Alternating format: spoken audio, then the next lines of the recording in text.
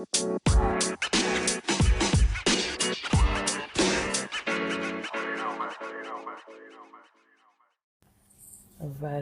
what's up, theory and theology?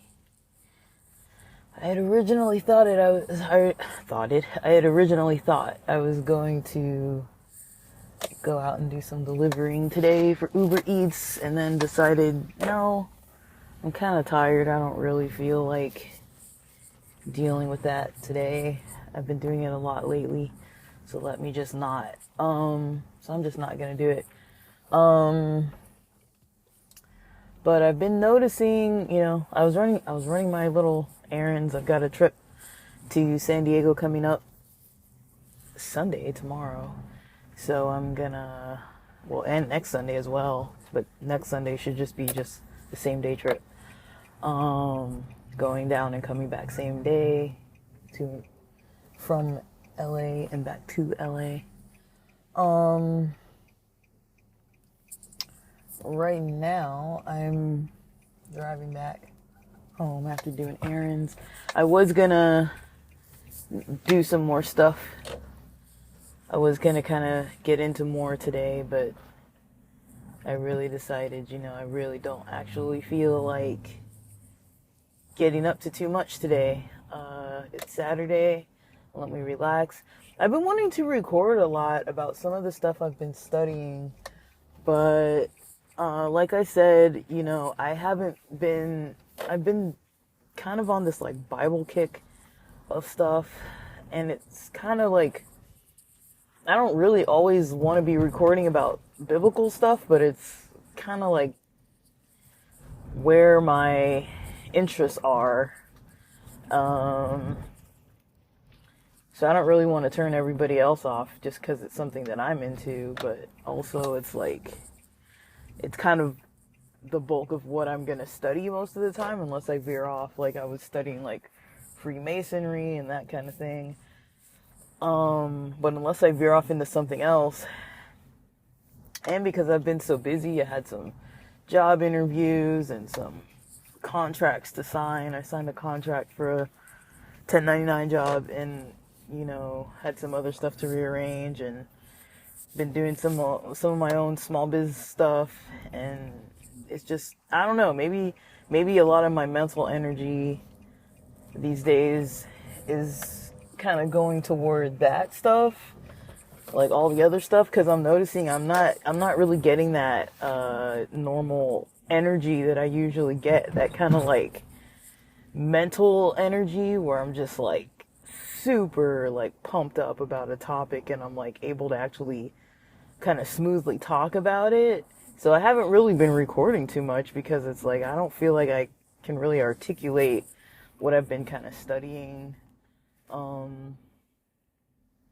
do kind of want to talk about the just kind of discrepancies. What do people think about discrepancies in holy texts, right? That to me is something that is a bit important. It's something that I find interesting. I mean, at the end of the day, when it comes to religions and things like that, people have their faith, and there's always going to be somebody that thinks their religion or their belief or their system or their method is better, and they can always prove why. Party A is going to prove why their method is better than party B, and we're always going to have that. So there's not really a way out of like that kind of thinking, I wouldn't say. I think you just gotta kind of,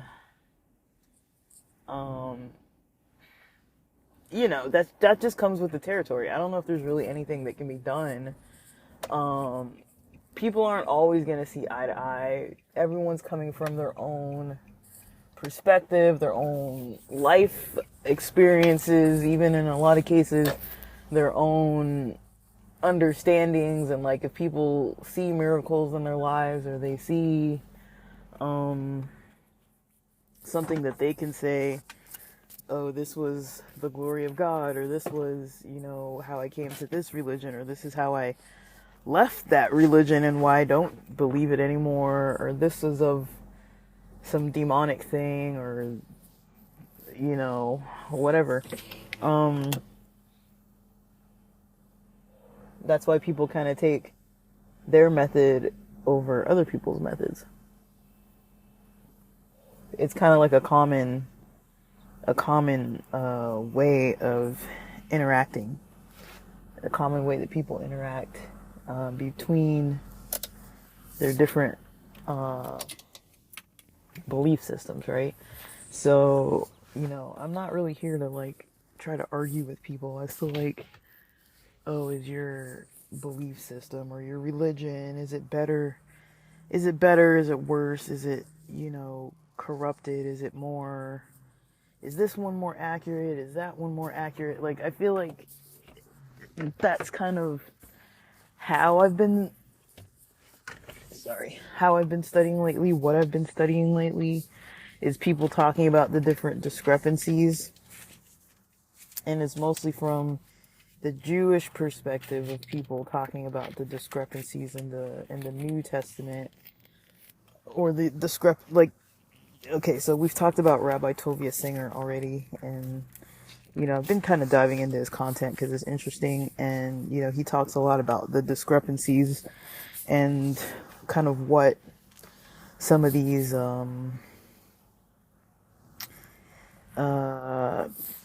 Christian missionaries teach, and how it is that their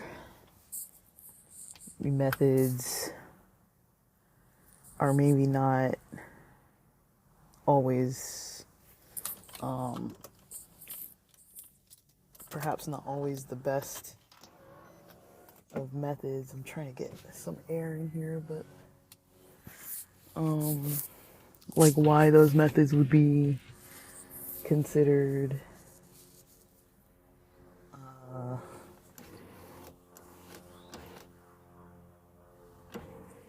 like not always the best. And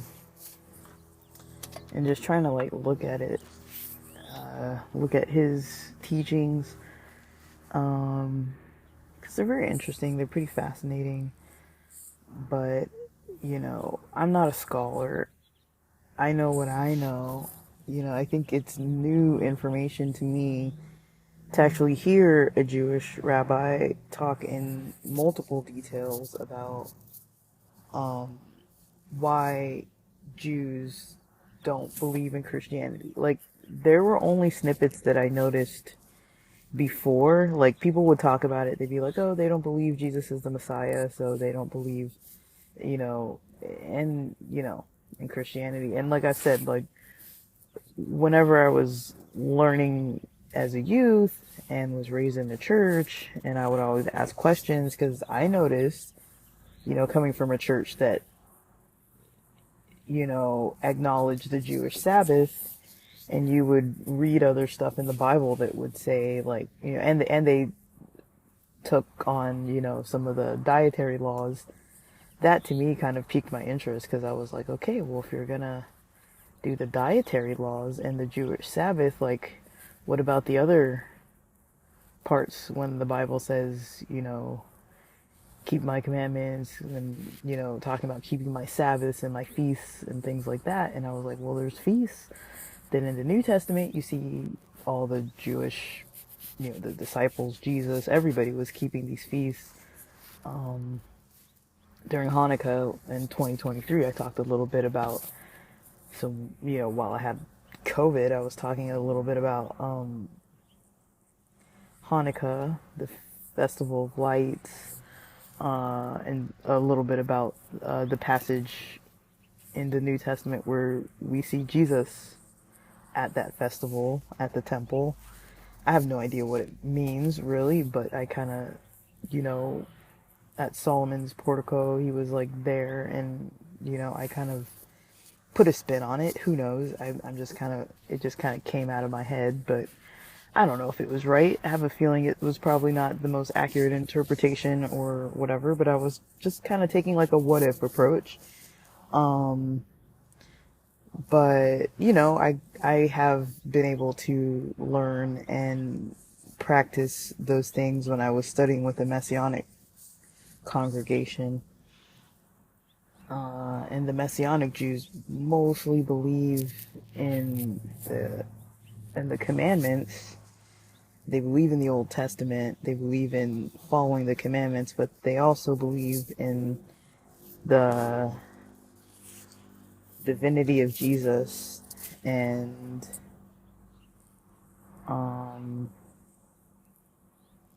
yeah, they also believe in the divinity of Jesus and the virgin birth and the Trinity, that Jesus is part of uh, a Godhead of God the Father, the Son, and the Holy Spirit, that Jesus is the Son. And, so they do have kind of like, it's kind of like both. Like, they believe in Christianity and in Judaism, as far as like Judaism as far as the traditions, but not Judaism as far as that the Messiah, according to Judaism, has not come yet, or has not been revealed, even if they have come. That there's not peace yet, that there's not one world religion yet.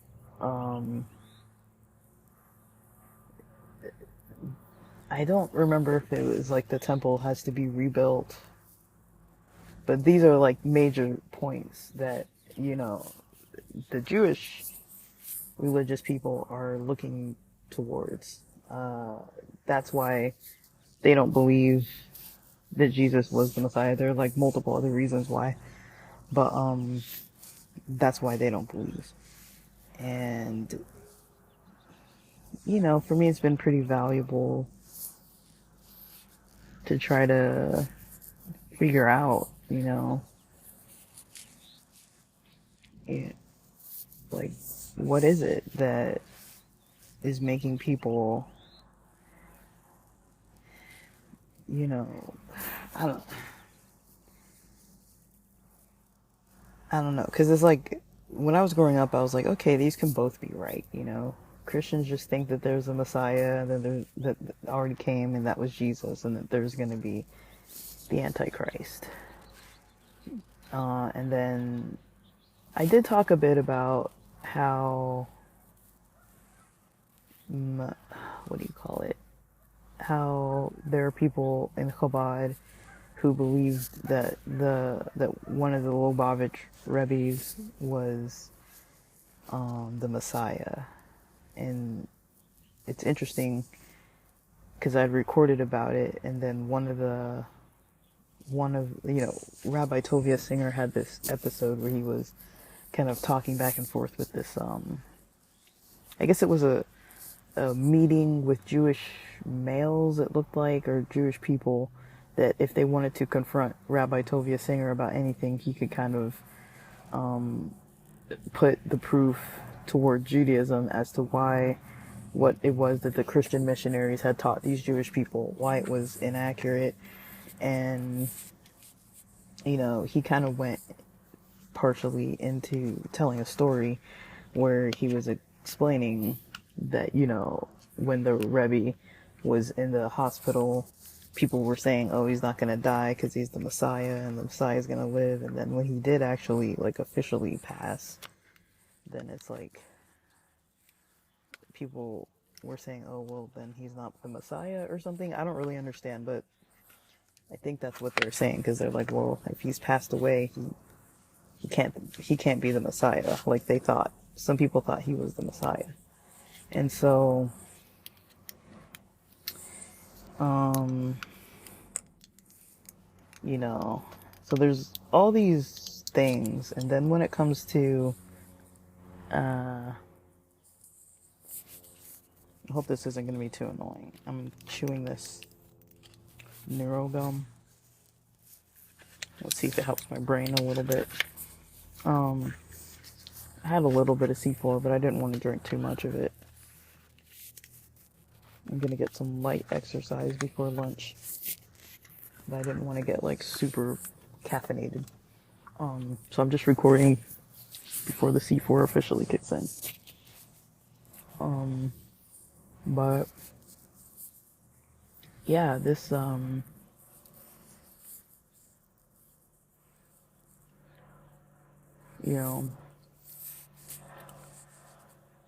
sorry for the noise. Wow. I didn't notice how noisy it was gonna be. We got traffic, we got planes. So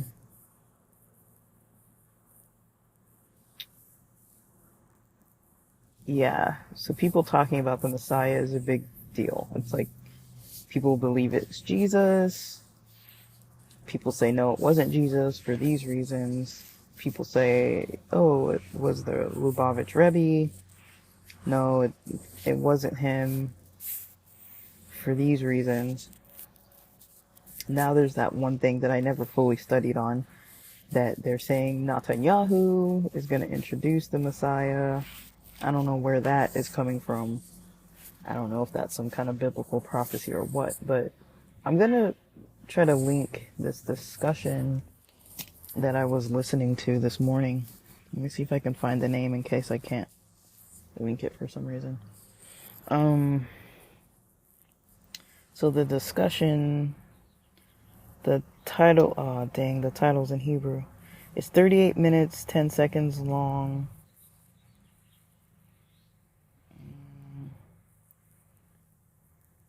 Let me see. If I click share, if I copy link, let me see if I can open this without closing out the recording. Everything closes the recording, guys. Let's see if I can just open it in the browser. Alright, it's called, in quotations, Yeshua believer. Then it says confronts Rabbi Tovia Singer, exclamation. And then it has in parentheses Hebrew sub, period. Like Hebrew subtitles. And it has a guy with a white tank, beard, mustache, kind of a pastel green cap on, and Rabbi Tovia Singer is up front. There's like some kind of quilt or something behind him with like the 12. I guess it's colorful. I think it represents the 12 tribes. It has like squares. I don't know if it's a cloth or a quilt or a covering of some kind in the back. I don't know if he's at a synagogue and that's like the covering for like the ark where they have the Torah scrolls, or if it's just a decoration. I don't know, but that's what the picture looks like. And it's on Rabbi Tovia Singer's channel on YouTube. His channel is just called Tovia Singer. And so I was listening to this this morning, and it was one of those, that talks about discrepancies. The guy, I can't articulate this too detailed because, I'm still learning. I don't memorize everything, but I find it fascinating how Rabbi Tovia Singer does have a lot of the New and Old Testament committed to memory. And that's one thing that usually did kind of lead me to some questions, because I remember the Bible that I had before the one that I got that's newer, that's still very, very old. It's probably like 20 years old or something, but like the Bible I had before that one was it was like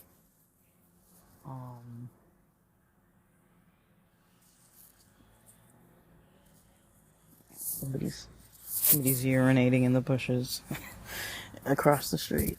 My goodness. I swear our house is like, I don't know why all the weird action happens like right where our house is at. We had a drone flying over last night that looked like it was spying on my mom. She took some video footage of it, and when she pointed her camera at it, it kind of moved away and then went towards the backyard, and she got some footage of it in the backyard, and it looked like it was kind of coming closer to her. So the drone saw her for sure, and she wasn't sure how long it had been out there. I already talked about that weird guy that walked up in the driveway when I was sitting in the car like I am now, and now there's some other guy. across the street, we don't have neighbors, we have bushes. It's a front street, and so it's like, you know, there's bushes, and then the highway, or like a street on the other side of the bushes. So we just have a row of houses on our side of the bushes, and then our house faces the main road, but there's bushes between our house and the main road. And so there's a lot of foot traffic that comes on our street because maybe they don't want to walk on the other side of the highway. They walk on our side because it's just houses instead of like stores and stuff. So there's a lot of foot traffic over here. And there's like a bridge that goes across. But anyways, so, you know, the rabbi was allowing people to ask questions. It seemed like a casual meeting in some type of a hall, either a synagogue or some type of place where they could come and talk. And so this guy has questions, and he's asking, you know, he mentions, I think, Daniel 7 first. But I guess what I was saying was, I remember being younger, having this other Bible where, you know, it had the footnotes of, you know, in the New Testament, whenever they were quoting something from the Old Testament, it had like footnotes to guide you to those Old Testament passages.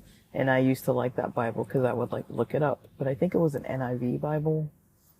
I think it was like the NIV Teen Study Bible or something like that. I don't really remember, honestly. But that's the only other one I remember having for a really long time. And then I switched to this new Revised Standard Version one. It's just like a hardcover, but it's pretty messed up now. Some of the coding is off of it and stuff. But the footnotes, I didn't really like the footnotes as much as the older one. Like it does have footnotes, but it didn't have the references to like, so you could like cross-reference. So now like when it's like, when there's something in the New Testament that says like don't you know in the scripture it is written, or like for it is written, or like, you know, how it kind of refers to like the Bible saying, either if it's Paul or Jesus who's saying like, you know, referring to the Old Testament saying certain things, or the Tanakh saying certain things. The Tanakh, which is the Old Testament, but, you know, Christians don't usually call it the Tanakh. But, so basically, referring, you know, I used to like reading those, and so I used to read in the New Testament, and then I'd go, oh, like this is the passage they're referring to, so I go look it up. And I always wondered, I was like, how come it's never the same? Or there's always like an extra sentence in the Old Testament or an extra sentence in the New Testament, or some of the words don't match up. Like you wouldn't expect it's going to be like word for word, but I did notice oftentimes it didn't seem like the same thing. And I caught this was like high school, guys. Like I used to be pretty into reading the Bible in high school. I would read either a chapter a day or from one bold to another bold a day, or a paragraph a day, or at least like a sentence. But I was like really into it. It was like a hobby for me. I was super into it. So, and I don't even think it was for religious reasons. I think it was just like an intellectual hobby. Like it helped to have the religion attached, because on Friday nights, and then, you know, for Vespers and for Sabbath school on Saturday mornings, we had a lot of discussion groups and stuff, and so we were able to kind of talk a lot and like discuss a lot.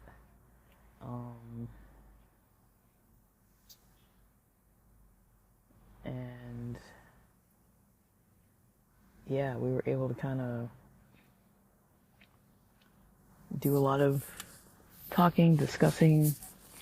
So it kind of did motivate me, I guess, to study more, because it's not like I was just studying in a vacuum, you know. It was like I was studying, but I would often have places to bounce ideas off people.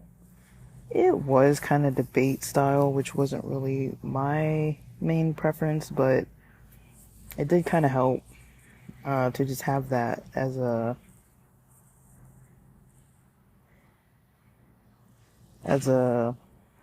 something to, you know,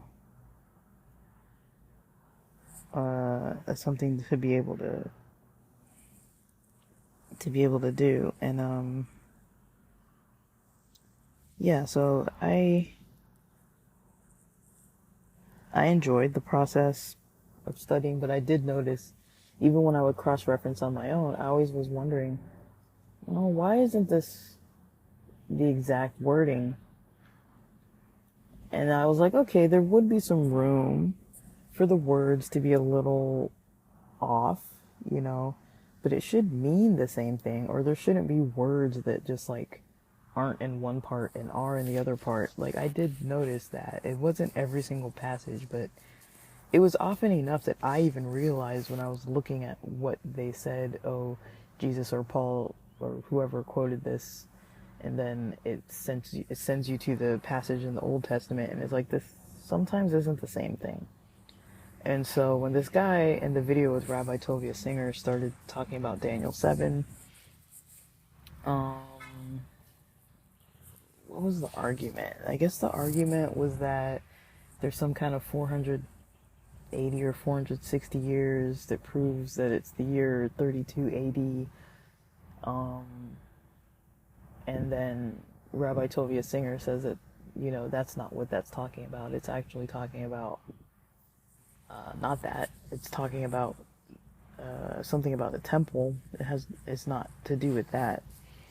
And then another thing, he was talking about, I guess, one of the Psalms? Was it one of the Psalms or Hebrews? I don't know. I was listening to a lot of his content this morning, so I know he talked in another video about the book of Hebrews and how there's some discrepancies there with something, I guess, in the book of Psalms. I don't know. And then when this other guy starts in the video talking about the Septuagint, I mean, I'm not going to ruin the whole thing, because you guys can just watch it and it'll explain itself better than what I can say. And I wish I could memorize these things, but for some reason the information just isn't sticking lately. It's just a lot to digest. I don't know what to do with it, but it is kind of interesting with the discrepancies, because even when I talk about flat Earth or NASA and those kind of conspiracies, there's a guy that my friend sent me from a Rumble video. Let me see his name. Did I close it? I try to keep things open so that I can refer back to them, because it's hard once I go into an actual app. If it's not, I try to keep them open in the browser, because when I open the actual apps, this app that I'm recording on Spotify for podcasters, it kind of kicks me out. What is his name? His name is... Nope, that's not it. It's like Witsits or something. I don't know. Anyways, he runs this website called Audit NASA. AuditNASA.com. You can sign up. There's a non-disclosure agreement. Witsits. What's his name? Let me see if I can search it. I think it's called Witsits. Dang. I searched something else. That's the problem. So I don't have that actual channel open. Let's see if if it saves my searches. I know it's called Wit.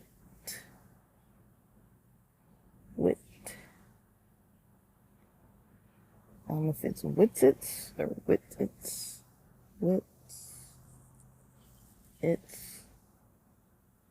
Oh. That's not it. Witsit gets it. I don't know, guys. But anyways, he has that Audit NASA website. That's his main website. I think it's called Wits It Gets It. WITSITGETSIT on Rumble. So he has a ton of videos about flat Earth and NASA, and these arguments, ones that are way above my head. But he goes a lot into it, and talks about all these things. And I kind of brought it up with a friend of mine that I don't really talk about this kind of stuff with too much, but this friend kind of knows how I am, and we both kind of have interests in like all kinds of esoteric topics and things, but me and him hadn't really talked specifically about like this kind of stuff. His dad was really into like conspiracy theories and stuff, and like I'm not against this guy, I'm just saying in general, me and one friend have been studying like about flat earth and NASA and all this kind of stuff, just kind of on our own, just for fun, chit chat about it.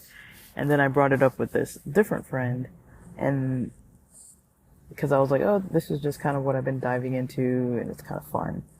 And so I sent it to him, and he was like, oh, like there's a lot of people on TikTok that like debunk the flat earthers and the NASA people and all that kind of stuff. And it's like, yeah, it's true. Like both sides are true. They both debunk each other. Just like in Judaism and Christianity, they both debunk each other. And it's like, when you're coming at two different arguments from two different perspectives, it's kind of like how they say like comparing apples to oranges is like if you're going to say which one's better, I don't know, it depends what you're trying to do. Are you playing sports? And you're at halftime, maybe oranges are better. Are you sick and need the vitamin C? Maybe oranges are better. Are you eating in the car while you're driving and sitting in traffic? Maybe an apple is better. Taste, that's going to be your own preference. Do you want something tart? Do you want something juicy? Do you want something crispy? Do you want something softer? I mean, how can you compare? They're two completely different things, even though they are both fruits, they're so different. Just like the religions, it's like they're so different. Like when people start saying Septuagint or the New Testament, and like how the Christian Bible has different verses in it and some different wordings and different interpretations, and how can you compare that to an Old Testament Jewish text? I mean, yes, the Old Testament and the Jewish text were there first, and so it does make sense that if somebody's trying to make an argument for the Messiah, like, why are they not following the Jewish perspective? Because that is a big split. But then we have this whole other, complication that, Christianity didn't stay within Judaism. It branched out to all these other different spiritual and pagan and other religious groups, and still is branching out, and took on a lot of Greek and Roman, like things with like human sacrifice and like a divine son, virgin birth, like all these kind of things that you see in like Greek and Roman like gods. And if you know the history of those gods, which I don't really know, but I feel like that it was appealing to them because it was relatable, as well as like, the interblending of like holidays, Easter, Christmas, all this kind of stuff. It made it more appealing because it's like, oh yeah, if I'm this other religion, I can become Christian because it kind of blends some of what I'm already doing. But Jewish people were like, okay, once you're going that way, you're going too far. Like, it was one thing when it was just, Jesus is a rabbi, who knows what's going on with his mother and father situation. He's a rabbi, he's got these disciples, he's living this Jewish lifestyle, and that's all it kind of was. And now it's like some completely different thing. So that's kind of all I really have to say about that. I gotta go in. But that's it for now. Thanks for listening.